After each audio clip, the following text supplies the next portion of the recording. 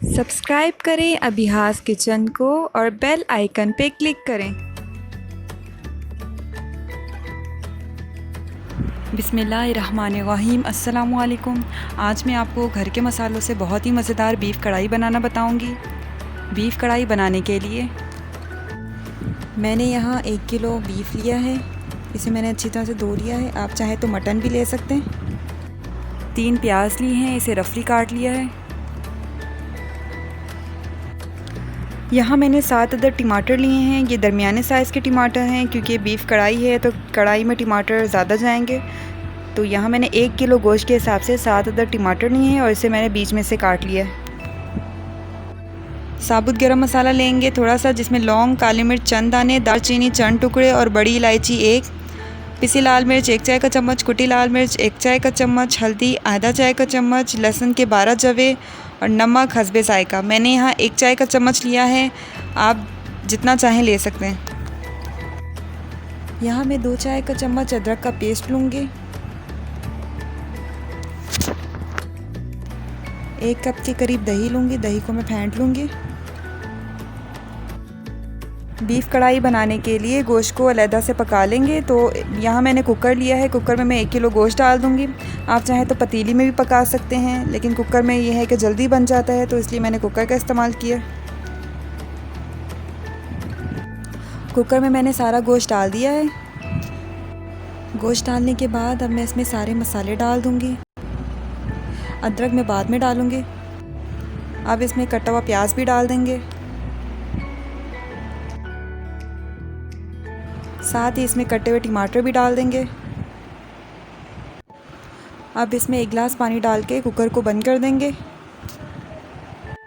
Cooker में मैंने सीटी बज जाने के बाद 15 मिनट पकाया है। अगर आप कुकर में पकाना नहीं चाहते तो इसे पतीली में पका रहे हैं तो आप जब तक गोश्त गल ना जाए जब तक आपने इसे पकाना है। जब गोश्त गल जाए तो फिर तेज़ आंच पर आपने पानी को खुश्क करना है। तो यहाँ मैंने 15 मिनट कुकर में पकाया है। अब मैंने इसे अलग से कढ़ाई में डाल दिया है।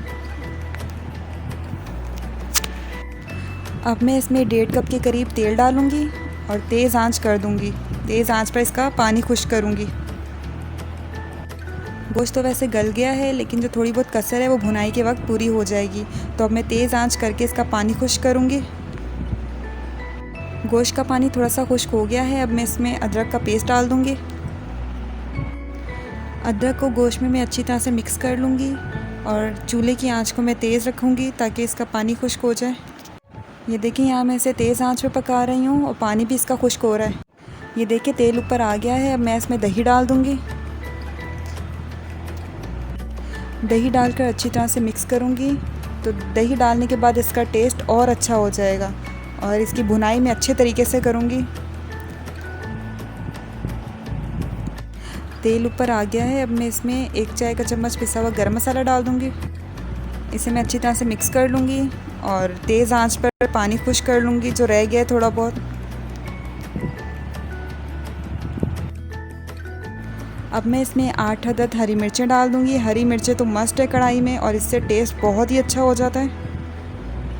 तो हरी मिर्चें डालकर मैं इसकी भुनाई करूँगी। हांडी का मेन पार्ट होता है भुनाई। आप जितनी अच्छी तरीके से हांडी को भूनेंगे उतना ही अच्छा टेस्ट आएगा। तो देर तक भूनें और अगर नीचे लग रहा हो तो पानी डाल कर इसे भुनाई करें इसकी। आप खुद देखिए, भुनाई से टेस्ट बहुत ही मज़े का आएगा।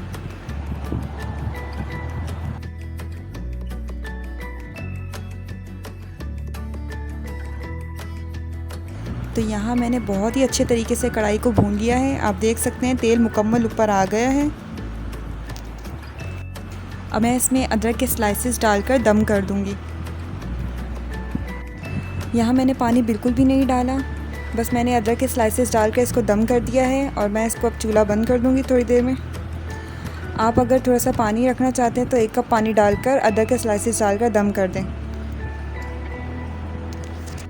तो यहाँ हमारी बीफ़ कढ़ाई तैयार है। ये बहुत ही सिंपल तरीके से मैंने आपके सामने बनाई है, बहुत ही टेस्टी बनी थी।